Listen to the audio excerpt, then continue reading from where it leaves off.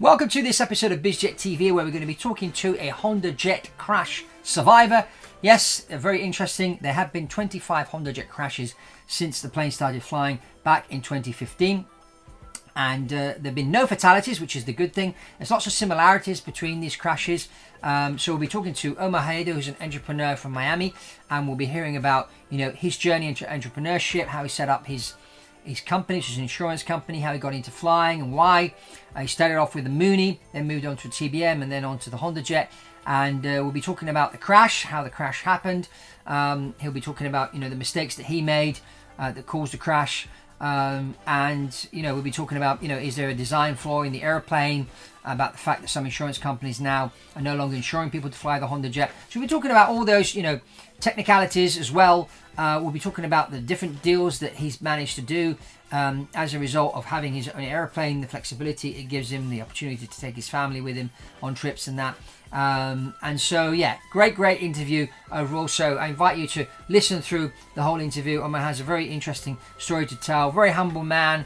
Also, he admits, the mistakes on the accident. I give him some advice as well from a pilot instructor perspective. What one tip that he could use in the future, which will help him to sort of not get into the situation that he got into.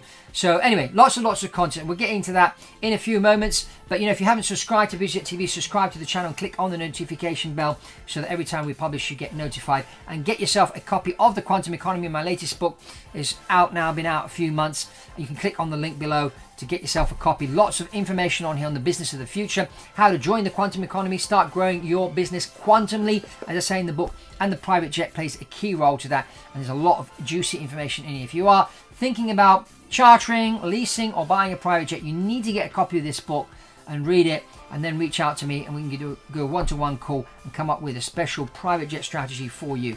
But that's enough from me on the intro. Let's get into the interview now with Omar Haedo. Off we go to Miami to meet with Omar. Let's go. Omar, welcome to Biz Jet TV. Thank you for joining us for this chat about your success and about you flying around in your airplane and how you use the airplane to build your business, which is great. So you're in the insurance business. So tell us a bit about your journey into entrepreneurship. How did you start as an entrepreneur? Oh, wow. That was back in 1997. Mm-hmm. I was running Cigna in Puerto Rico. Yeah. And I went to them and said, look, I'm going to run out of real estate. We've grown the business. Make me a P&L, standalone profit sharing. And they told me, you're doing great and you're awesome, but you do realize you're 28, right? Yeah. So I built my own company in Puerto Rico, sold it. Moved to Miami in 2011 and started again. I thought I was going to be retired. And, started the company in the islands while living in Miami. So that's sort of my journey into, I'm an underwriter, which is kind of unique. I was Cigna underwriter. So I like to say that it doesn't matter if I've been a broker, Cigna rep, or a president of a company, I'm just the underwriter, right? So we assess exposure to risk, and we help people say, hey, how about this? How about that? And you make the numbers work. And that's been the one thing. Yeah. So I noticed that Elan Insurance Group, you do a number of different insurances, from health insurance to life insurance. Do you insure people that fly airplanes as well? No, we are a health insurance carrier for plan sponsors. So if you have a company, we help you provide options and, squeeze out. In healthcare, you got to think of it as a conga line of people. So if you just align them with the right interests, and everybody concerned about better outcomes, you squeeze a lot of fat out of it. So it's a nickels and dimes business, but the key is to align everything. So we do our own reinsurance. We have our own reinsurance company that is also reinsured. So it's almost like Legos, right? Yeah. So it's a lot of fun. So when did you start flying? Were you 2017? 2017. Okay. So what got you to start flying? Is it something you always wanted to do? You never had the time to do it, or is something that sort of developed over time? How about all? Okay. We so to develop the business in St. Thomas, St. Croix, St. John, Yeah. you get on the flight on Monday. Yeah. It's a tourist destination, so you get there by 3. In winter, you get there by 4. So you lost Monday, Yeah. right? And then they want you at the airport 3 hours ahead of time. If you get there an hour and a half before, they won't let you get through the gate. Okay. And TSA leaves, so if the flight is late, you still have to be at the airport. So you get to enjoy your $8 water, Yeah. and they have Doritos and really bad stuff. Yeah. So if you leave on the 2 p.m. on a Thursday, you got to be there by 11. Yeah. So it means you were there Monday, Tuesday, Wednesday, Thursday, but you really only were meeting people Tuesday and Wednesday. Yeah. So I would leave on Friday, but you only have 3 days. So do that 25 times a year. Yeah. And then to get between St. Thomas and St. Croix, it's a $400 trip on Puddle Jumper Airlines. Yeah. The 7 a.m. is full, Yeah. so you got to be on the 9:30. And then the 5 p.m. is full, so you got to be on the 3 p.m. Of course, it's always late, and the flaps don't work. So your productivity, and you're not home. And I'm a dad. I have 5 kids, 2 grandkids, and I want to be home. Yeah. So So I that's said, what, I'm gonna become a pilot. I cannot not be home. of course. Okay, so you learned to fly. So where did you go to learn to fly? Did you learn to fly in the States? Where did you go for your flight Yeah, school? Opaloka. I went to Opaloka. Did the Cessna thing. Yeah. I still fly over, the points we used to go over, and I get a little now. Now I'm at 40,000, 43,000 feet, and I still see the little airport when we were bouncing around in the Yeah. turbulence, and I'm a little nostalgic about that. But yeah, it was Florida. Okay. So you learned to fly, and what did you do? You bought your first airplane right away. Right. So I did a Mooney, Okay. bought a brand new Mooney turbo. Nice airplane. I've So flown the Mooney. It's a nice airplane. yeah, it's really cool. It lands better with partial flaps. They say full flaps, and it's a partial flap landing. Yeah. So I would go from Miami to St. Thomas, Yeah. and I would fly over the Bahamas. Once we got to Turks and Caicos, I would go sort of like hug the coast of the Dominican Republic, Yeah. 18,000 feet with a cannula. Yeah. And I would do that trip in 4 hours, 4.5 hours at 18,000 feet. Yeah. And I was loving life because the Mooney, it's 4.5 hours door to door. Well, on American with the front and the end, it's kind of like the same time, maybe 5 hours. Yeah. So, and the nice thing about the Mooney is that I could go to Eastern Puerto Rico where my boat was. So I could sleep on my boat, food taken Yeah. care of, and then go to St. Thomas, spend the whole day, come back to Puerto Rico. The next day, go to St. Croix, spend the whole day, come back to Puerto Rico. Or I could have the boat in St. Thomas and just be in St. Thomas and do the San Juan, St. Croix circuit. And the Mooney would do that very well. I mean, just So how long did it take you in the Mooney to go from from one island to the next? it's on Cape Air from St. Thomas to St. Croix is a 20-minute flight. Okay. But you got to be there an hour and a half earlier, Yeah. and they're late. So it becomes a 2-hour ordeal. In the Mooney, it's a 20-minute up and down. And then you go to San Juan, it's a 30-minute up and down. Okay. So you can get going. You can, everything is easy. And that helped me really develop the business in the islands. Great. So when you bought your airplane, how many hours did you have? Did you have an instrument rating, or did you just go straight out the gate after your private pilot's license? No, I had about 400 hours. So, I'm an underwriter, right? So if you need 30 hours, I'm going to do 100. Yeah. So, so, I did private IFR, and the Mooney was great. One day I'm coming back, you're tired from the week and you're like sputtering around. In the Caribbean, you don't get typically. You don't get the big towering Giving us, yeah. systems. It's just a big blob, and there's Yeah. no radar, right? So you could see the airport's all green, but you're in the soup Yeah. because you're not over the airport. You're in the blob. Yeah. So I said, man, this is a long trip for this plane. Yeah. So I got into the TBM. Oh, TBM. Uh, Nice. Nice I got a airplane. 910, and the beauty of it is that I could feel the Mooney DNA in the TBM. They used to be partners, so it lands like a long body. Yeah. And the TBM, you would keep her with power because it's really heavy up front, but just trim her all the way down, just full trim. She lands like a dream. Yeah.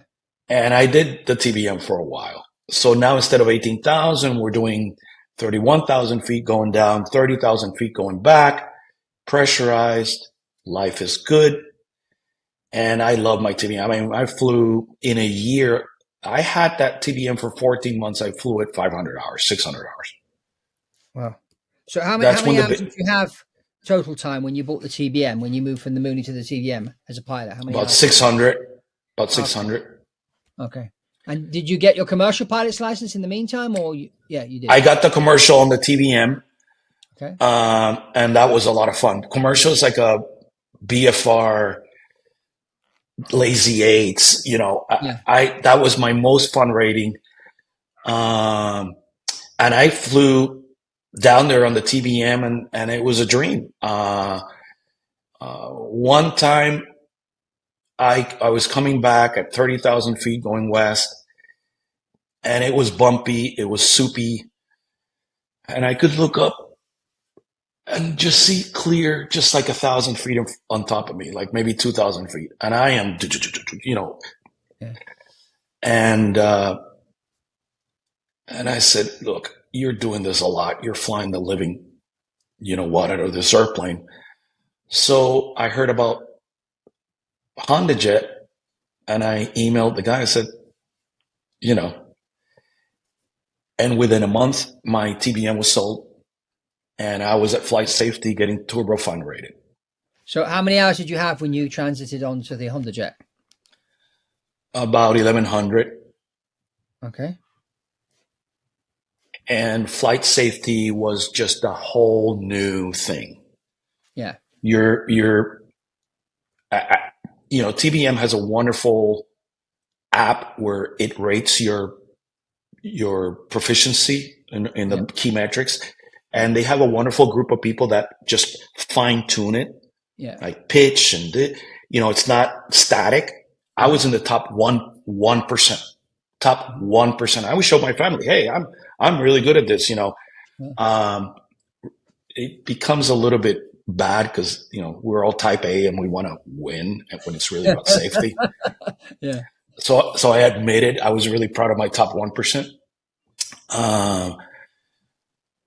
But flight safety is another thing. I mean, and flight safety is another thing. They really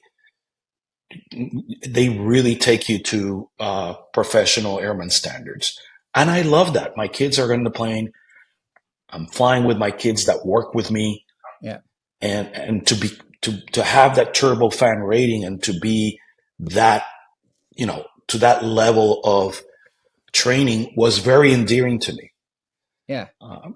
So did you have another pilot with you when you first started on the Hondajet? Do you have a Hondajet captain with you to train you a bit? No, so what I did was I bought the plane, flew it for about 100 hours with someone, and then went to flight safety. And then after flight safety, I flew another 30 hours. Again, if you need 30 hours, I'm going to do 100, right? So most people say, oh, flight safety. It's a 3-week program. I wish it was 6 weeks because I really sucked the bone marrow out of it. They're wonderful people. I love the grueling of it because you're on the plane, you know, the muscle memory, it is just wonderful. If you're going to do this, Fabrizio, hey, we almost didn't land. Ho ho. No, you nail it every time. So I was really happy that I was turbofan rated, safety number one priority, and you don't let the airplane get ahead of you. So I'm focused on flying. I land. I focus on working, get out, get home, and focus on being home. I think it's really, really, really important for your kids to know that you're home. Yeah, of course. I have 4 children And myself, so I know where you're coming from. I'm not a helicopter dad, right? Like, I'm sitting there in the couch, sipping, whatever it is you're drinking, but I'm home. Yeah. So if they have something, they come up, hey, Papa, I need to talk to you about this. And, please don't sell the boat. We're going to use the boat. We're going to take care of it. And they have this whole trial advocacy. And I'm going like, you know what? Dad's home. And they got stuff. They bring it to me. So let's talk about that I can be home. How has your business changed now that you're using a jet to build the business and no longer the Mooney or the TVM? Have you gone different destinations, or are you still going to the same places? No, we now have business in Florida, and we've expanded into Texas. Okay. So nice. Houston, Dallas, Austin, El Paso, North Carolina. So the jet has allowed us to, Monday, we're in Houston. We have dinners, training, meetings with people on Tuesday. Tuesday night, we're in Dallas, dinner. Wednesday, meeting with people. Wednesday night, we're in Orlando, meeting with people. Thursday, we meet with people. Thursday night, we're home. Nice. So that circuit is impossible commercial. So where are you living now? In Miami, or you're still you're in Miami now, you live? Yeah. We moved to Miami in 2011. So this allows us to expand nationally while being home, right?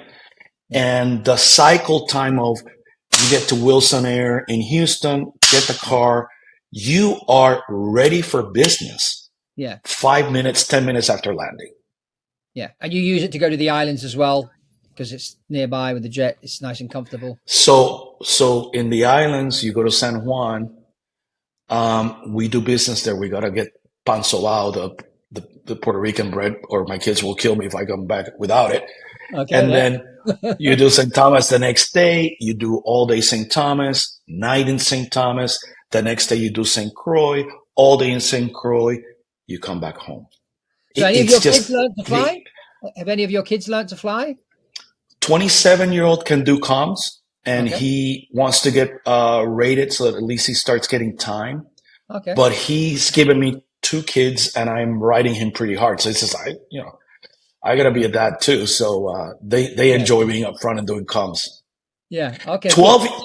I said this weekend, so 12-year-old boy who's a maniac, 22-year-old and 27-year-old. I said, okay, so who's going to be a pilot? 12-year-old immediately goes, as soon as I'm capable. Yeah, I've got 3 boys. My boys are 23, 20, and 18. And then I got a daughter who's 15. So, yeah. So it's, God bless them. It's good fun. So now let's go to a situation that happened to you. And I'm really pleased that you're willing to share this. In February of this year, 2023, you were flying into Houston. You did a go around because the weather was a bit iffy. The wind was a bit iffy because the weather was quite good apart from the gusty winds and that. And then you came in for your second landing and you ended up going off the runway. And but everybody survived. There have been 25 Hondajet accidents since the beginning and no fatalities whatsoever. But there seems to be a reoccurring situation where the airplane lands, the brakes don't really kick in the way they should, and the airplane tends to go either off the runway or to the side onto the grass and that. So talk to us a bit about the first go around, why you decided to go around, and then the second time coming around, what happened, what you learned from it, and then we'll sort of take it from there. So over to you. Well, the accident started 200 miles from the airport. Okay. Right. So the typical this happened and this happened, Yeah, the Swiss cheese. So you know the Swiss cheese. All the holes line up. Yeah. Okay. So hindsight being what it is, I'm happy to share it in the hopes that someone seeing this learns something. Yeah, Right? yeah, and that's why we're here. I mean, we're all here to learn. People that watch the channel are here to learn too. I'm here to learn too, even though, you know, I've got thousands of hours as a pilot, 737s as a captain, and that. But, you know, go ahead. Let's hear your story. So I have runway 31 left Yeah, since I left Miami. yeah, okay, It's in my arrival. I'm planning for it. I've briefed it 2 or 3 times. I'm landing with 650 pounds, which is, 600 is the absolute minimum. I would have stopped in New Orleans, but New Orleans was rained out and awful. So I decided, well, 650, we're fine. As I'm going in through Galveston, I'm listening to the ATIS and they're landing on runway 4. yeah. And I say to the guy, look, that's on the edge because, they say wind 18, gusting 25. The gust factor is, could be 27, could be 20, that it's variable. And at 27, it would have been on the edge. And Yeah, because I've done according it. to my calculations, you needed to add an extra 5 knots to your usual VREF. I'll get to that. So, so I tell the guy, look, I really need runway 31 left. I got kids on board. I don't need this. Yeah. Oh, I'll let the other guy know. We're really landing on 4. I said, yeah, that's not going to work for me. Okay. The other guy, now I can see the airport. Okay. And you go to the approach, the one lower approach. And I say, look, requesting runway 31 left. The guy goes, no. Okay. I never had someone scream at me like that. Okay. I'm shaking as I tell you this. Yeah. I'm shaking. Why are you screaming? Why are you not giving me what I want? And why are you taking off on runway 31 left and landing on 4? It should be the other way around. I mean, someone had too many margaritas last night. So I either start fighting with this guy with 600 pounds on board, or I become an octopus and I put the ILS 4. Yeah. Right? So I decided, who needs this? I put the ILS 4. Yeah. Even though it's BFR, I always put the approach. Uh-huh. I'm coming into line with 600 pounds, 650 pounds. And as I am on short final, the guy, the tower says, go around. There's an idiot on the run. He didn't say that. So he told you to go around. So controller. I'm hearing the tower go, hey, get off the runway, get off the runway. I said, oh God, okay. Yep, go around. Now the wind's hard, so I am now bouncing in severe turbulence at 2,000 feet, all over Houston. I am now looking at 400 pounds. Okay. 450 pounds. Okay. I'm borderline an emergency aircraft at this time. There's 6 people on board, but one of them is a baby. One of them is a 12-year-old. One of them is a 14-year-old girl. You add them all up, it's 120 pounds. I am a very light Hondajet with very low fuel. Okay. Now, I had a severe misconception that you just brought up. In jets, 10 knot crosswind, you add 5. Yeah. There is a myth out there that I was told too, that you add 5. So I added 5.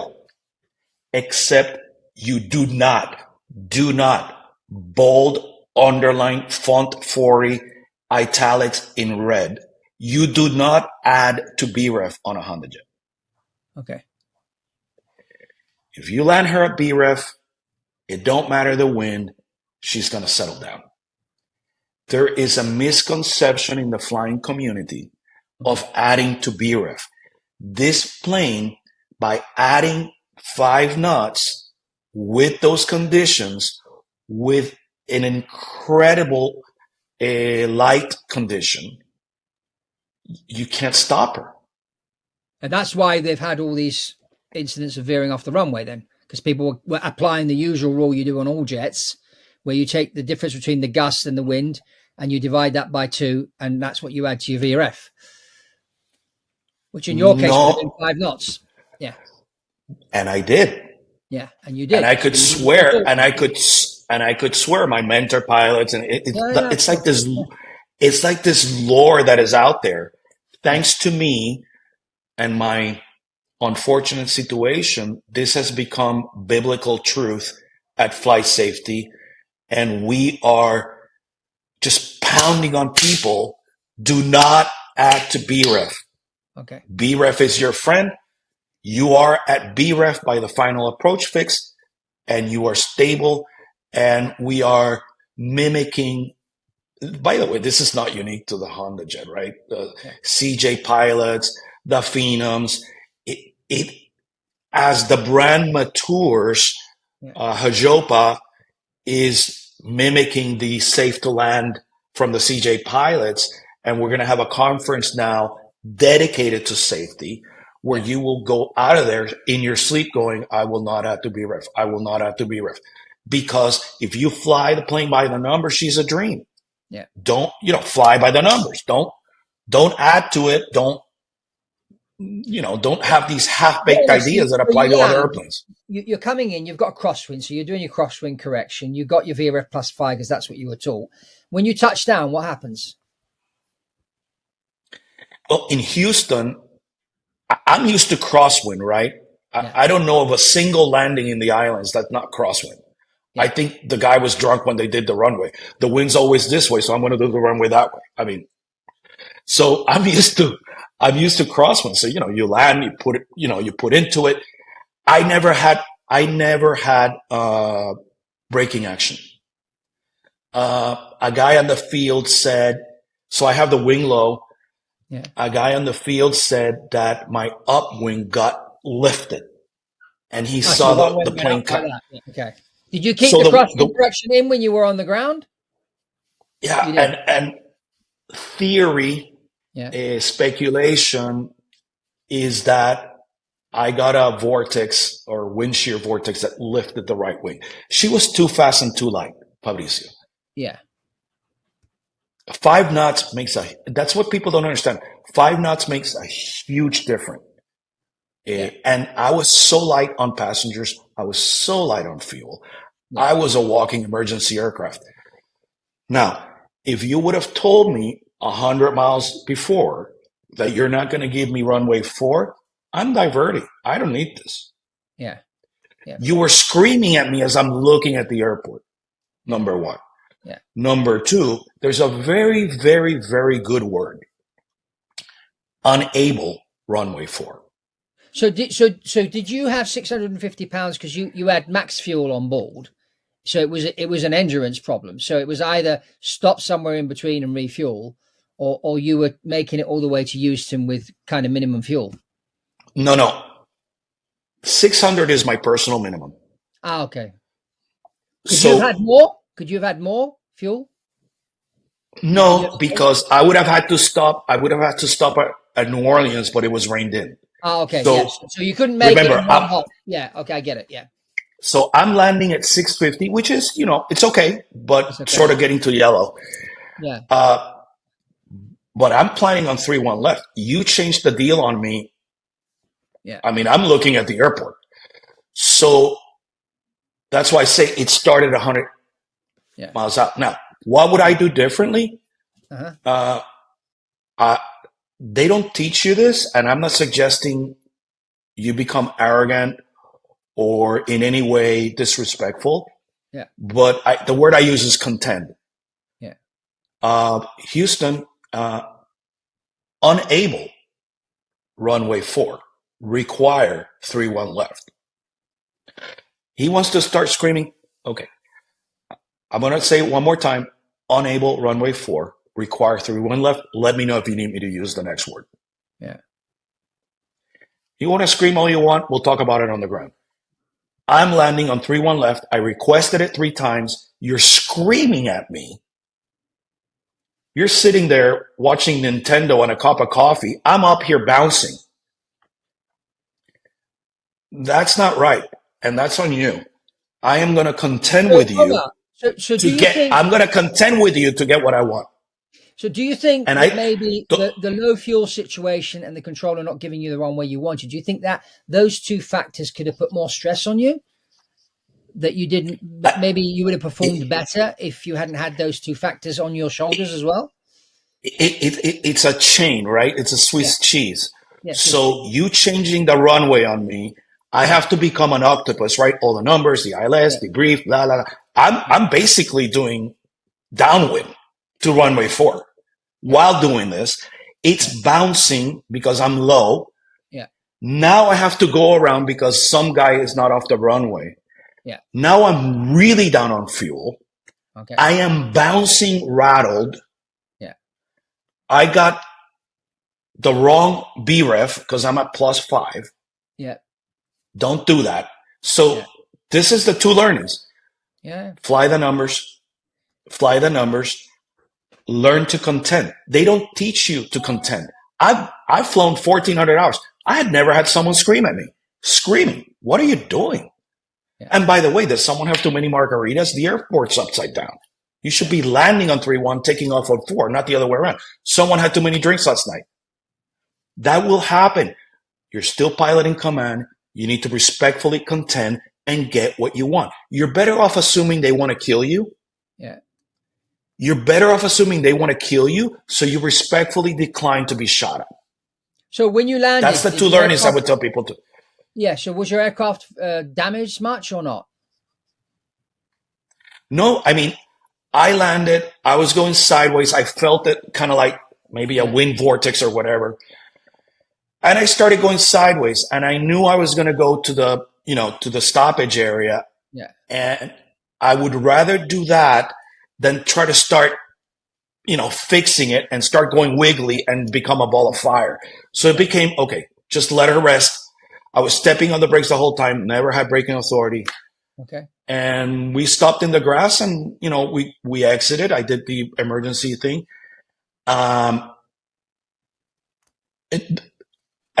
I mean, I don't know, but it didn't look like the plane was dead, except when the guy who the came. Airplane out the grass, and then you could go flying again the next day, or did you have to do any repairs? No. It would have to be repairs. The problem is that someone craned it out of the grass. Yeah. And apparently the person didn't follow procedure and proceeded to make some holes in the fuselage. Oh. So they killed it. Oh. So what happened to your plane? Did you get it repaired eventually, or they had to send you a new one? Oh. Gone. Because of the crane. They killed it. So I'm sure someone's has a problem with that. But no, they gave me my money, and in 3 weeks I had a new one. Oh, okay. Oh, that's good. So did you go flying right away after that? Or, I mean, I had a decision to make. Either, just like in life, you know what happened, you understand what happened, it will always be with me. Yeah. You either learn from it, or you create regrets and resentment. Yeah. I choose to live on the side of learning and resiliency in faith before God. So the learning is land a BREF, learn to contend with ATC. I am now in the flight safety full service program. Yeah. So I go to flight safety every 8 weeks, every 6 weeks. Yeah. I'm landing the Hondajet on a carrier. Yeah. Just flying under bridges in San Francisco. Yeah. Landing in 25 knot crosswinds with ice and no brakes. Yeah. I'm using the simulator to just go crazy. Yeah. So that when I'm on the plane, I'm crazy safe. Yeah. Well, let me give you a little bit of advice when you're planning a flight. And this is what, as an airline captain, this is what we always do. We always plan 2 alternates. One is a meteorological alternate. So it needs to be further away from your destination as possible, within limits where the weather would be different. And the other one is a technical alternate, which means it could be next door. At the airport could be next door. And so you've got those 2 alternates. So when you're planning for fuel, you have to have enough fuel to be able to get there. Once you've done a go around twice at your main destination, you have enough fuel to go to either one of these 2 airports. And usually the meteorological alternate is further away. And And then if you and again, you shouldn't really be planning on landing at a certain run, because runways do change for a number of reasons. So you've got to sort of factor those things in. And if you see, along the way that you're not going to make it, just fly in somewhere. Right. But what needs to happen, what needs to not happen, is that you had pressure from air traffic. The fact that you had 600 pounds of fuel, you had to do a go around because somebody didn't vacate the runway quick enough. So now you're down to 400 pounds of fuel. Plus there's this crosswind. Plus you've been told to add the 5 knots, which we then discovered that with the Hondajet you don't. But that's just happened over time. But, with 25 incidents, of which most of them similar to yours, I think, they've understood what needs to happen. There's one company that's grounded their Hondajets. Whether or not they're going to go back to the drawing board and maybe do a redesign on the gear and the brakes, that may be coming. I don't know. And certainly they're going to factor that in as they build the Honda 2600. They're going to think about these things.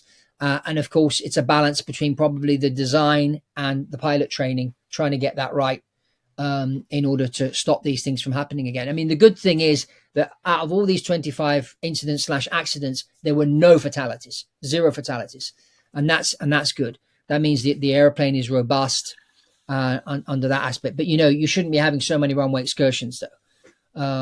It's not. If you look at the history of other manufacturers, they've had this issue. So we are taking a facts-based approach and analyze the data. Yeah. The data doesn't show anything related to frame. It has to do with flying to the numbers, teaching to the numbers, proficiency to the numbers. And the problem is that this plane is flown this way. Well, no, I do it that way. Okay, not here. Yeah. And that needs to gel. And that needs to be emphasized and emphasized. So that's why I'm the head of the Hondajet Safety Committee. I'm on a mission from God, like the Blues Brothers. Yeah. We want to get this information out. And now my minimum is 800 pounds, to your point about alternates, right? So this plane shouldn't have landed in Houston. If my out was New Orleans, which I do the same, it's an alternate. Yeah. And then that's going to be out, then, do something else. You don't box yourself into ATC's problems. You do your own thing, kind of thing.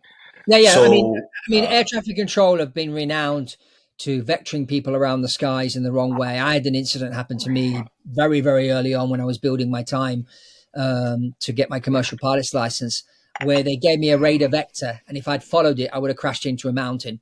But that's nice. I told the controller I'm maintaining heading 180 until I see the sea, because I ended up in cloud, and then I broke cloud. I knew 180 was going to take me over the sea. I was flying from Milan to Genoa in Italy at the time, and everything was fine. The guy was flying. I was actually not flying. I was in the right-hand seat. My friend was flying, and I told him, he freaked out a bit when he got in cloud because we weren't instrument rated. I said, just maintain your heading.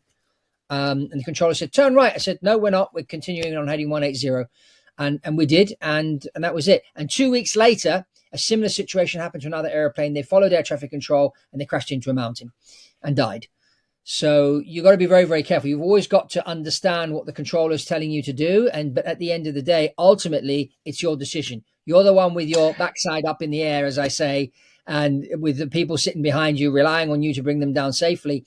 Don't let the controller vector you around the sky, because he's sitting on a comfortable chair on the ground, sipping his coffee. My good friend Eric says that, why don't you just assume they're trying to kill you? Yeah. And if you assume they're trying to kill you, you're going to be very skeptical about everything until you agree that it's a good decision. And you know what? That sounded crazy to me, but it's very healthy. Tamiami, Miami executive, is subservient to Miami International. So if Miami's landing east, Tamiami's landing east, except the wind is 270 at 10. Yeah. Okay, I'm not doing that. This plane doesn't land very well in a cross tailwind. So unable runway 29, required 27. As soon as you say that, they say, fine, we'll get you in. And then they say special ATIS, we're now using runway 27. Yeah, but it's almost like Oh, you know what? Maybe we should be using that runway. You know what? Yeah, let's go ahead and flip the airport around. Yeah. But, you know, with all things, I mean, you've got to understand the limitations of the aircraft. You've got to understand what you are capable of doing with that particular aircraft. And it's a balance in order to make your decision, which is why, you know, prior preparation prevents poor performance. The 5 Ps I always tell everybody when I train pilots. And even on the golf course, it's very applicable as well. I always tell my son who's training to become a professional golfer, I said, always plan your shot first in your mind and see it in your mind. Visualize it. Yeah, visualize it. But let's go back to using the plane as a business tool. So tell us the story of a business deal that you did, thanks to the jet, that you couldn't have done if you've flown commercial. Tell us about one of those deals. Tell us the story. That happens every week. Okay. You know, we have a major vendor conversion at the company, and we have a meeting like this, and this gentleman comes on and says, blah, blah, blah, blah, blah, and it's going to be great. And, you know, and that was a Thursday. Yeah. And then we're going to have a deep dive video meeting on Monday at 3. Okay. Okay. And I wake up Friday, I go, you know, this is a pretty important thing that's going on. Yeah. So I call up the guy on Friday morning. I said, look, where are you? And he goes, Cape May, New Jersey, really far south in New Jersey, almost Delaware. Yeah. I go, okay, so we have a meeting on Monday at 3, right? He goes, yeah. Okay, we're flying into Cape May Municipal, and we're going to have a live meeting all afternoon with dinner. Yeah. He goes, you're going to do what? I go, yeah, we're meeting, baby. Yeah. We go up to Cape May. We land. The guy receives us on the Friday, not the Monday. On the Friday. No, we went Monday because we had a meeting on Monday at 3. So we're there by noon. We're there by noon. Okay. And we meet with this guy from 1 to 5. Okay. In the hotel room, and you know, in the hotel area. So you landed near the meeting. You landed at an airport which was nearer your meeting. Cape May Municipal. The guy's at his beach house, so he extended his weekend. Okay. So it's no longer a Teams meeting. It's a live meeting for 4 hours with my son and I. Okay. And then we have dinner. Yeah. And we walk out of there knowing as much as he does about him, super confident about what we're doing. Yeah. And I could tell my staff in the town hall meeting that Friday that, yeah, this is big, but we checked it out. Yeah. So then my son had a huge meeting in Houston. We were going to go to Miami, and then he's going to commercial to Houston. I go, no, Papa, let me just drive you. So we flew to Houston. Yeah. And he had a wonderful day of meetings on Wednesday. And then instead of staying Wednesday night and being away, he was able to be home Wednesday night because Dad flew him. So it's a combination of brass tacks. Yep, this works. And we shake hands live. Yeah. And productivity. Have your meetings in Houston. Don't be exhausted from being Tuesday, flying to Miami on Dad's plane and then flying commercial, and you get there late, and then you have all day meetings to then sleep in Houston. No. Fly in the Hondajet, be doing your emails. Yeah. We get home, get you prepped on Tuesday. You're ready for battle on Wednesday. So you have Wi-Fi. You have Wi-Fi on your Hondajet? No. He does all his emails and all that. So when we land, it's all gone, right? So he wants me to put Wi-Fi on the Elite 2 that we get next year. So okay. Oh, that's I enjoy the quiet. That's interesting. You said you enjoy the quiet. There are a lot of people now that don't necessarily want Wi-Fi on their jet, especially if you're flying 2-hour flights or an hour and a half, 3 hours. Up to 3 hours, you really don't need it, and it's nice to sort of switch off.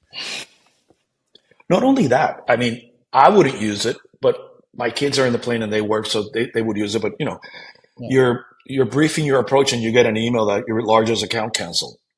Yeah. I don't. Yeah, of course, you don't want that. Yeah. Let's deal with ground-based issues on the ground. How about that? Yeah, makes sense. Yeah, but for the guy sitting in the back, maybe it makes sense for them to have Wi-Fi. A lot of people are putting Wi-Fi on smaller jets now, but there's still a group of people that say, you know what, it's kind of nice to be out of the system for a few hours when you're in the air, have some quiet time. Well, I would say if you're in the front, don't use it. Yeah. There's nothing happening that can't wait for 2-3 hours. I mean, come on. Yeah, exactly. If there's something happening that cannot wait for 2-3 hours, you shouldn't own a jet. There's something wrong. Does that make sense? I mean, come on. Yeah, of course. Really? Of course. Omar, so it's been great talking to you. Thank you for sharing your story of business and flying the jet and what happened and how you got through it and how you got straight back in the air and learned from the experience. It's a great story. And thank you so much for being here on Biz Jet TV. And everybody remember to get a copy of The Quantum Economy, my latest book. Lots of information here about private jets and the growing economy and what you need to do, and subscribe to the channel. And that's all from me and also from Omar. And I'll see you on the next one.